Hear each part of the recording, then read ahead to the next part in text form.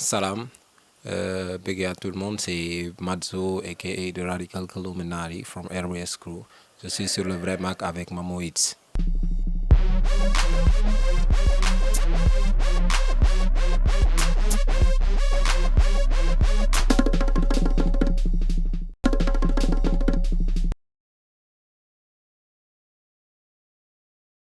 Là où j'avais écrit respect.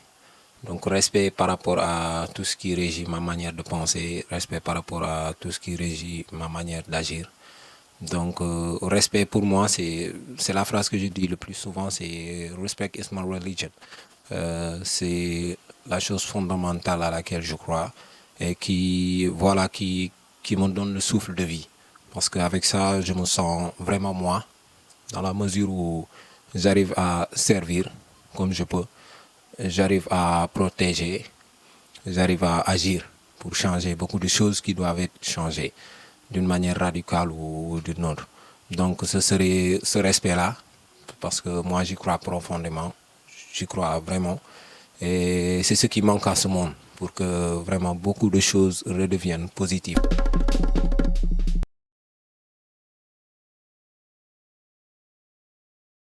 Pour moi, le graffiti, c'est un style de vie, c'est toute une vie.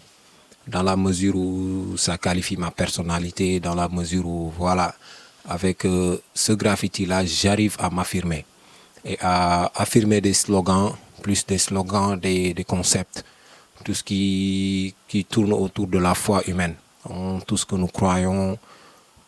Voilà, dans le graffiti, par exemple, tu vois, il y a trois dimensions qui caractérisent la plupart du temps un graffeur.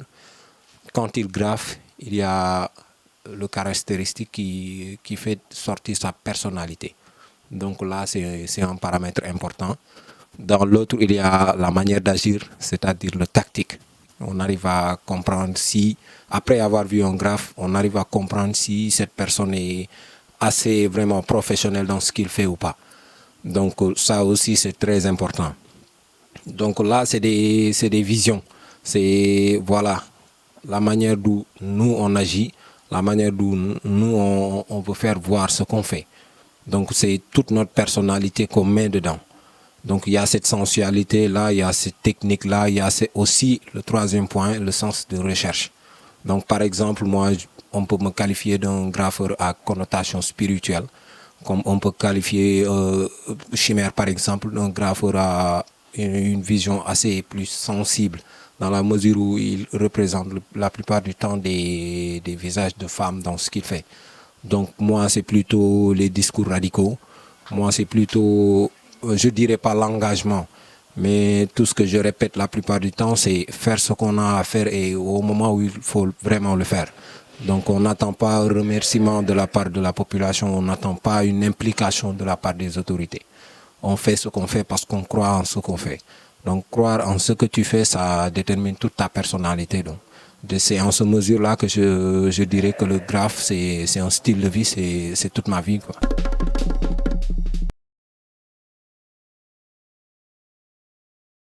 Par exemple, vous allez aux États-Unis, le graphe n'est pas vu de la même manière qu'au Sénégal. Donc c'est les contextes sociaux qui déterminent en réalité la définition même qu'on donne au graffiti. Donc là-bas aux États-Unis par exemple ou en Europe où on a vu les premiers graffeurs, c'était un art d'émancipation. Donc l'art au début de tous ces siècles, on voyait juste une couche sociale assez restreinte qui organisait l'art à sa manière. Donc pour voir de l'art, il fallait être vraiment riche, aller dans des endroits qui étaient réservés à ce cercle social-là. Donc les premiers graffeurs qui ont eu à le faire, ils se sont sentis impliqués d'une mission à connotation plus sociale. Donc ils ont senti le besoin de se lever aussi pour dire que voilà, l'art bon, ne dépend pas d'une définition banale et assez capricieuse d'une certaine couche qui a le pouvoir. Donc on donne l'art à toutes les couches sociaux, à toutes les couches sociales. Donc ils ont commencé à sortir ces tableaux-là des galeries et à les poser sur les murs.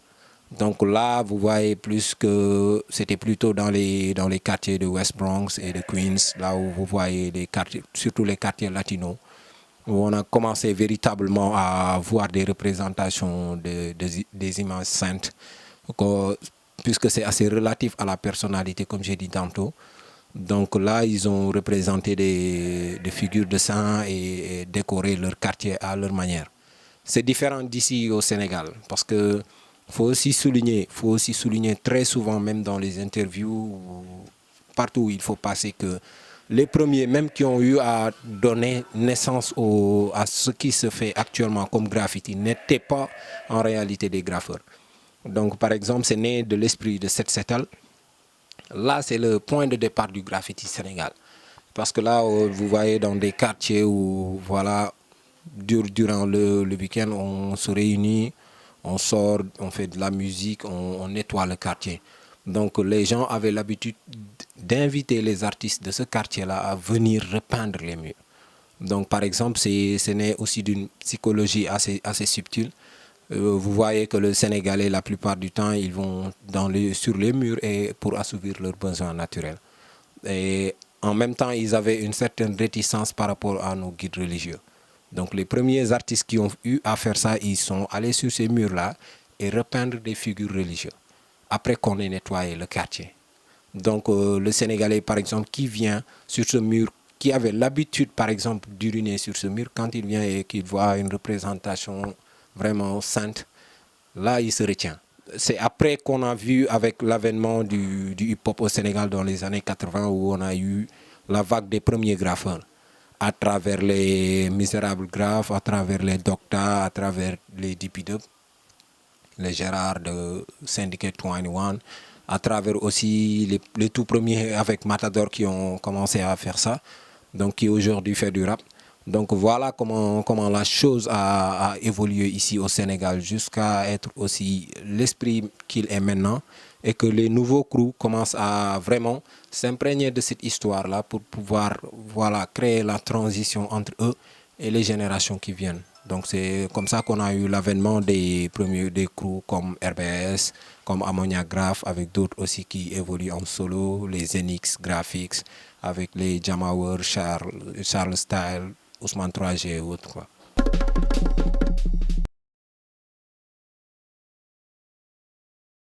Le Festigraphe premier. Pourquoi le Festigraphe premier? Parce que voilà, on venait d'accéder à ce milieu-là. On venait de créer un milieu pour le graphe. Donc c'était juste des graffeurs éparpillés un peu partout. Quand on a eu l'idée de se réunir autour d'un festival, on a discuté, on a échangé avec nos grands frères d'ici aussi, avec Docta, qui a été l'initiateur de ce festival, où dès les premiers jours, on a eu à discuter et vraiment booster la chose. Pourquoi le festival premier? Parce que voilà, à voir ce qu'il est devenu maintenant et ce qu'il était au départ, vraiment, ça me rend fier. Ça me rend fier d'une seule manière, c'est que on arrive à voir que voilà, les jeunes s'impliquent davantage sur ça. Les parents ont maintenant plus confiance pour laisser leurs enfants aller vers cette discipline-là. Donc là, je crois que c'est un travail qui a été fait à la base. Le premier festigraphe, on n'avait même pas graffé sur un mur. Donc c'est pour dire qu'il n'y avait pas de moyens. On s'était vraiment cotisé, on s'était vraiment serré, vraiment très fort pour donner les premières bases du graffiti.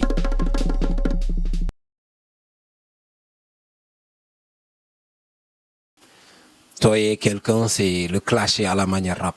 Donc, comme le rap est une discipline du hip-hop, le graffiti aussi est une discipline du hip-hop.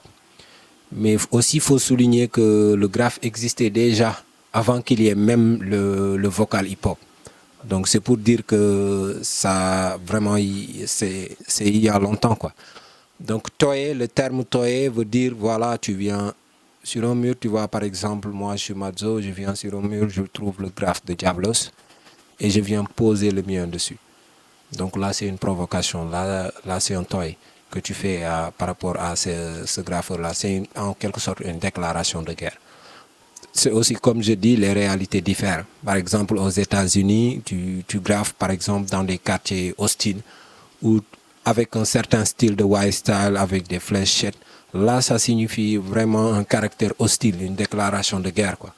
par rapport à un gang, d'un gang à un autre. Donc tu vois un peu les réalités diffèrent. Mais c'est universel, le concept même de toy est universel. Parce que tu dessines une flèche, ici au Sénégal ça ne représente rien.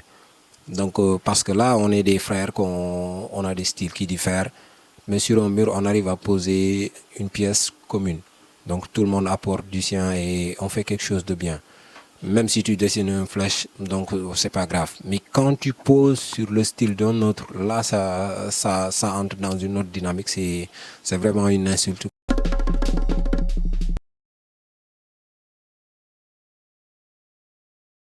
Donc là, je l'ai connu ici à Dakar. Donc je travaille à l'époque en étroite collaboration avec Wahar Kenaïcha, que je salue de passage. Donc elle avait posé son projet et a commencé à le développer ici au Sénégal. Donc elle avait besoin aussi de connaître le milieu, les artistes qui le composent et tant d'autres choses. Donc j'ai été l'un des premiers à avoir approché Kenaïcha sur son projet Wahar. On échangeait la plupart du temps. Donc quand Sandra est venue ici, elle lui a donné mes contacts. Elle m'a contacté, on a fait l'émission, on a fait le documentaire. Donc pour que les mois derniers ici à Dakar, qu'elle soit présentée au niveau de Goethe Institut et de J-Pop. Donc une participation, c'était pas la première fois que je participais aussi à des documentaires. Mais ce qui m'a le plus marqué dans ce film, c'était que voilà, on avait montré ce qu'on avait vraiment besoin de montrer pour que les gens de là-bas et que d'ici sachent qu'il y a des choses qui bougent dans tous les domaines.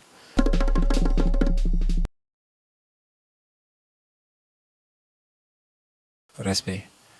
Respect par rapport à ce qu'on a déjà avant une ouverture. Avec le phénomène de la mondialisation, c'est un leurre, quoi. On a ce qu'on a, on est ce qu'on est.